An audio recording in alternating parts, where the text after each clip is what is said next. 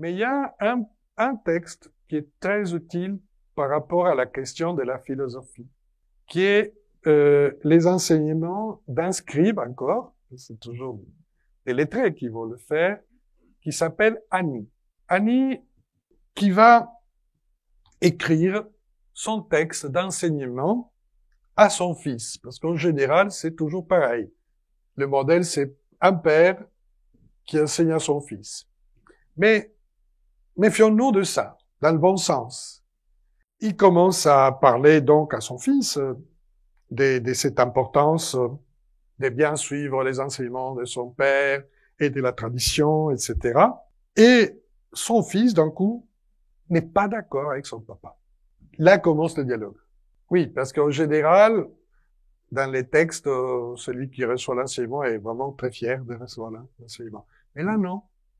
Là, le fils dit, « Ah, si j'étais aussi sage que toi, alors j'agirais selon tes enseignements. » Et on pourrait donc mettre le fils à la place du père. La transmission. Mais chacun est attiré selon sa propre disposition. Toi, tu es un homme, un maître sublime dans ton effort. Tes paroles sont excellentes. Moi, je comprends peu. Et parfois, je me limite tout simplement à réciter par cœur ce que disent les livres. Quand, en fait, tes mots, tes enseignements viennent de ton propre intérieur, alors ton cœur est préparé pour l'accepter. Mais si le cœur n'est pas préparé, il peut pas accepter ni comprendre. Le fils n'est pas aussi bête qu'il a l'air. De toute façon, c'est le papa qui est en train de tout écrire. Hein. Donc c'est intéressant, parce qu'il se met en question lui. Vous voyez? Lui-même s'écrit quelque chose où il se met en question. Et donc le fils exprime sa disposition, son désir d'exposer sa propre pensée.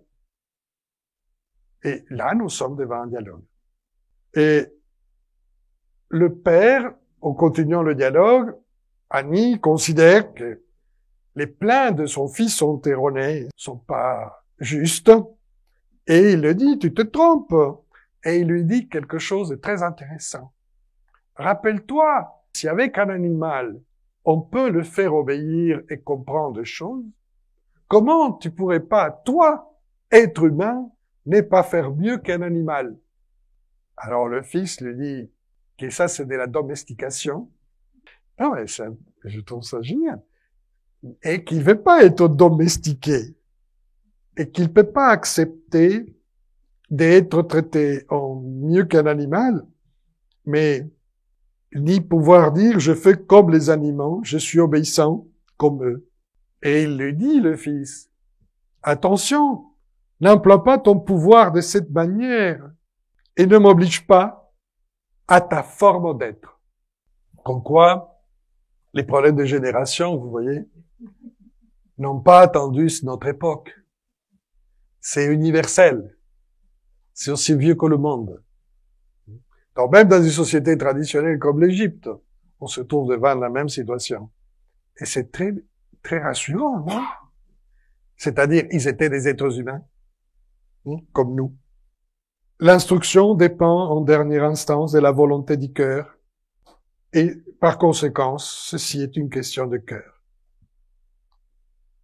Et le fils dit qu'il y a d'autres chemins possibles pour comprendre, pour faire, etc. Donc là, on se trouve devant, au niveau philosophique, devant l'individu, un autre individu, quelqu'un qui est pas d'accord, qui exprime sa propre individualité, qui exprime ses propres pensées, ses souhaits, tranquillement. Et donc, nous sommes devant deux opinions qu'il faut entendre. Ce qui est très intéressant, une fois que tout ça est dit, c'est qu'Annie, pour conclure le dialogue, le père donc, dit à son fils, « Donne à ta mère le double de nourriture de ce qu'elle t'a donné. Protège-la comme elle t'a protégé. Elle a une charge lourde avec toi, mais elle n'a jamais dit « j'en ai marre, de ce fils. Donc, il change son fusil d'épaule et il introduit l'amour maternel et l'amour filial, vous comprenez, pour l'éducation.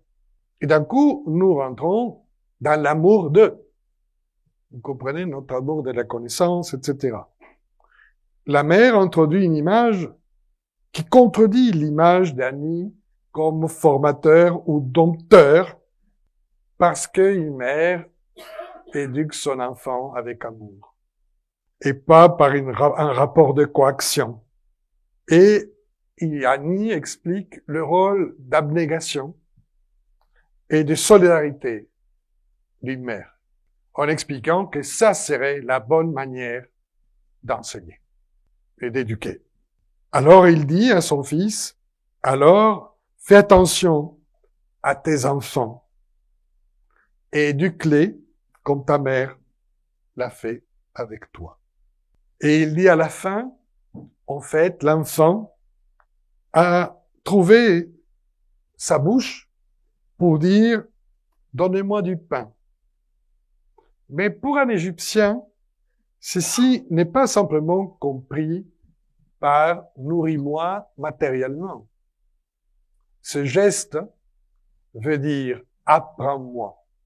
Ce geste que les gens interprètent à l'époque gréco-romaine comme le geste du silence n'est pas en Égypte pharaonique, et c'est le geste du silence.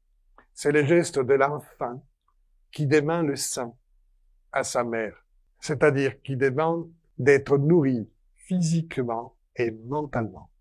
Et il indique alors à Annie avec ceci que tout enfant a une ambition de connaissance et qu'il faut donc l'entendre pour comprendre de quelle connaissance il s'agit.